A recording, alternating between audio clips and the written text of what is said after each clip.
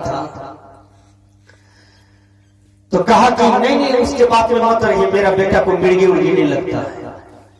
और मेजबान बेचारा कहा ठीक है फोन पर बात करेंगे, मोटरसाइकिल लिया भाग गया।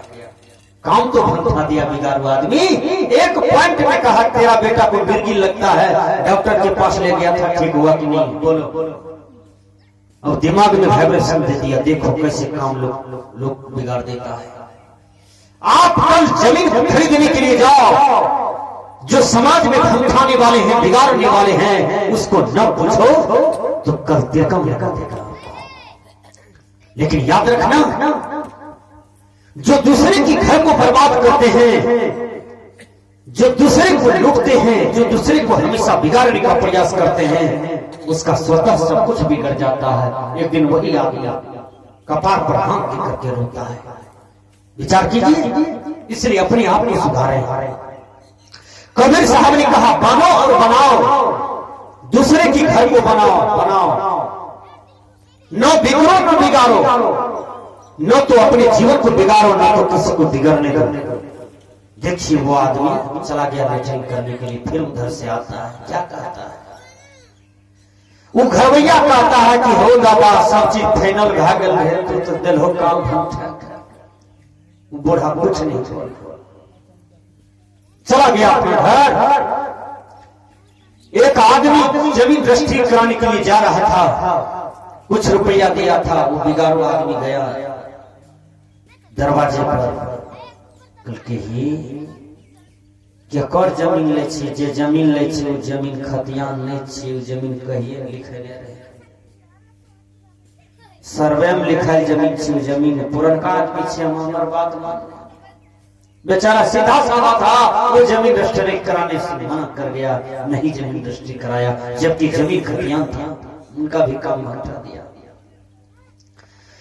तो एक प्रकार से समाज में सब काम भंगठाता था, और भंगठाने में उसको अच्छा लगता था, आनंद मिलता था। कुछ ऐसा आदमी होता है कि किसी का काम बिगड़ जाए तो उसको आनंद आता है, लेकिन नहीं, ये भी एक पाप कर्म है, ये काम नहीं करना चाहिए किसी को नहीं।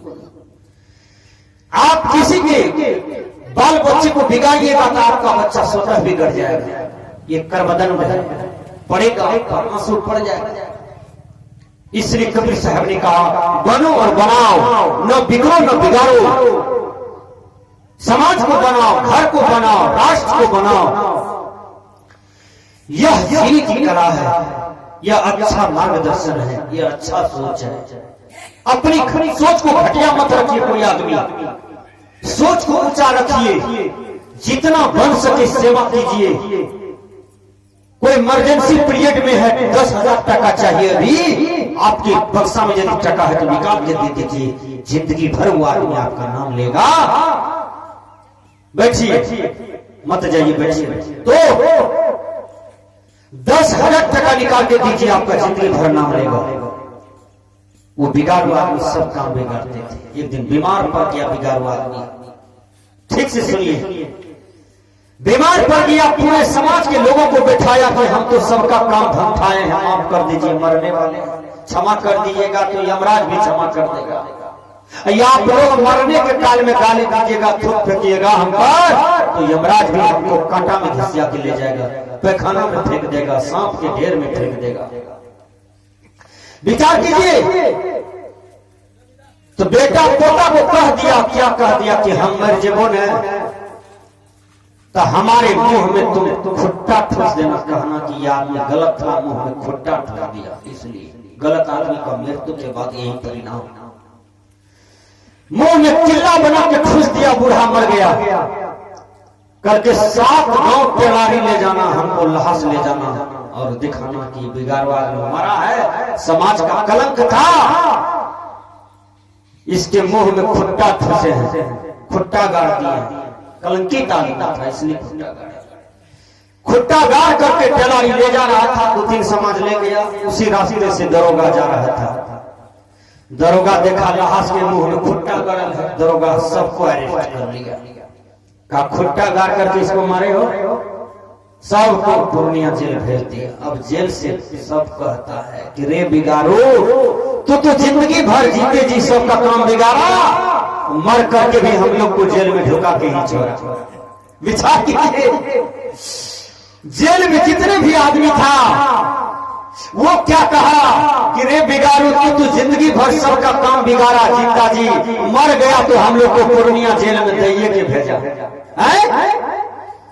तो विचार कीजिए, इसलिए किसी के काम को न बिगाड़े, जीवन कलंकित हो जाएगा। अच्छा काम कीजिए, लोगों का भला कीजिए, गरीब का भला कीजिए, अमीर का भला कीजिए, बहु बेटियों का भला कीजिए, जो समाज में लंगड़े लुल्हे हैं, मुसलमान हैं, उसका भला कीजिए, जिसके पीठ पर कोई नहीं है उसका भला कीजिए, जो निपुत्र है उसका भला कीजिए, तब आपका समाज में यश मिलेगा।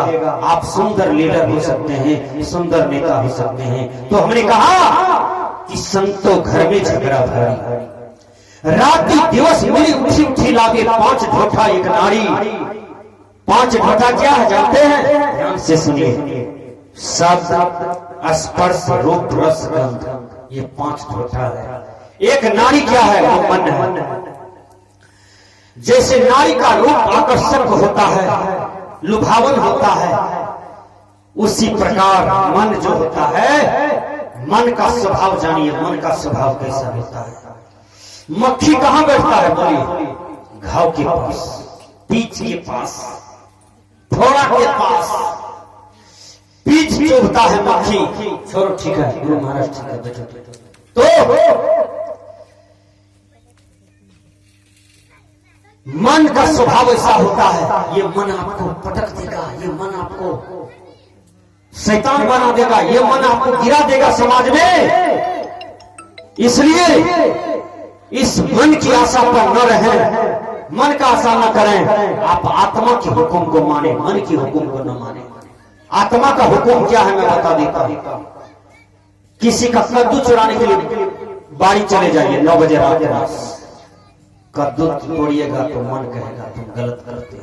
मन नहीं कहेगा, आत्मा कहेगी तुम गलत करते हो, क्योंकि आत्मा में ही परमात्मा है। चले जाइए बड़मनखी बाजार, कहिए आज मोटरसाइकिल चोरी करेंगे। किसी का मोटरसाइकिल पर जैसे हाथ रखिएगा तो आत्मा कहेगी तुम चोर हो, गलत करने जा रहे हो। आत्मा बार बार आपको रोकेगी वह कर्म करने से, क्योंकि आत्मा में ही परमात्मा है। पति का रुपया 500 जेब में रखा हुआ है, पति का रुपया लेना शुरू कर दो तो आत्मा कहेगी तुम पति से चोरी करने जा रहे हो, तुम गलत मत करो, तुम चोर कहला जाओगे। आत्मा रोकेगी आपको कि तुम चोरी करने जा रहे हो। यही आत्मा की हुक्म है। इसलिए आपके अंदर में जो आत्मा है उसकी हुक्म को जो मान लेता है वही एक दिन स्वच्छ हो जाता है, पवित्र हो जाता है। इसलिए आत्मा की हुक्म को मानना चाहिए, मन की हुक्म को नहीं मानना चाहिए।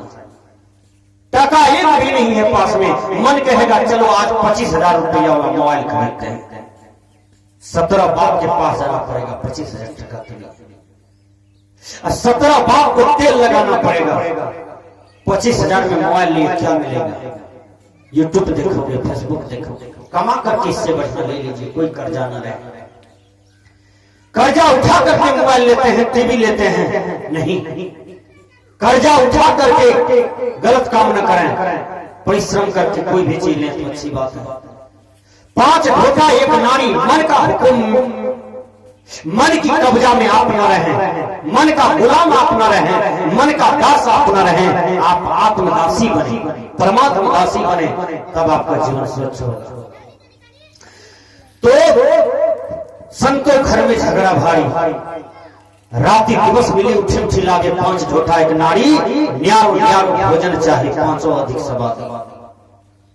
न्यारो न्यारो भोजन क्या है? 1 जनवरी के दिन आपने खीर खाया, पूरी खाया, बैगनी खाया, कढ़ी खाया, बड़ी खाया, दही खाया, पापड़ खाया, मन मस्त हो गया ना। न्यारो न्यारो भोजन चाहिए, 500 अधिक स्वादी। ये भोजन कौन मांगता है? ध्यान से सुनिए सब। ये कान कहता है, टीवी वाला शब्द सुनते, मोबाइल वाला, फिल्म वाला गाना सुनते तो बड़ा मजा आता। गोरी है कलैया पिन्हा दे मुझे हरी हरी चूड़ियां, ये सुनो, ये सुनने में आनंद आता है। मन को वहां पर बहुत अच्छा लगता है ये सब गाना सुनने में, वही मन को कहिए कि चलो भजन सुनते हैं पदावली से। आगे माई सतगुरु खोजे करहु, सब मिल के जन्म सुफल कररा। इसमें मन में जाएगा, इसको सुनेगा उंगली लग जाएगा, कहेगा भाग भाग अच्छा लगता है। फिल्मी गाना निकालता है तो मन कहता है बेजोर लगता है। टीवी में फिल्म निकालते हैं तो कहते हैं वाह वाह क्या फिल्म है, क्या गोविंदा है, क्या करिश्मा कपूर है। तो मन को ये अच्छा लगता है, वही मन को रामायण कहिए देखो, महाभारत देखो, कृष्ण लीला देखो, तो मन कहता है चलो गेहूं का पानी पटा लेते हैं खेत में, उसको अच्छा नहीं लगता है। तो मन का स्वभाव है गलत की तरफ ज्यादा ले जाता है। यात्मा का स्वभाव है कि गलत करने से रोकता है। आत्मा में ही परमात्मा है, भगवान है। इस भगवान के हुक्म को मानते रहिए। जो आपके अंदर में भगवान बैठा है, उस हुक्म को जो मानता है वही संसार में बेड़ा पार पा जाता है। आइए मैं निवेदन करता हूं कि आप आत्मवादी बने। मैंने कहा संतो घर में झगड़ा भारी, रात्रि दिवस मिली उठी उठी लागी, 5 ढोठा एक नाड़ी, न्यारो न्यारो भोजन चाहे, 5 अधिक सवादी। ये कान चाहता है फिल्मी गाना सुने अच्छा लगेगा। आंख क्या चाहती है, ध्यान से सुनिए। आंख क्या चाहती है, सुंदर सुंदर रूप को निहारो। ये लड़का देखने में बड़ी सुंदर है, 19 वर्ष का उम्र है, गोरा नाड़ा है, नाक कान अच्छा है। ये लड़की देखने में सुंदर है, इसका मकान देखने में सुंदर है, इसका जमीन सुंदर है, ये गाय कितना सुंदर है, ये चरचक्का कितना सुंदर है, ये हारमोनियम कितना सुंदर है, ये पंडाल कितना सुंदर है। ये सुंदर सुंदर जो चीजें हैं प्रकृति में, आंख को देखने में बड़ा सा अच्छा लगता है। इस भोग को भी मारिए। आंख जो जो सुंदर वस्तु को देखना चाहता है, उस आंख को भोजन मत दीजिए, जीतिए इसको, ये दृष्टि को भी जीतिए।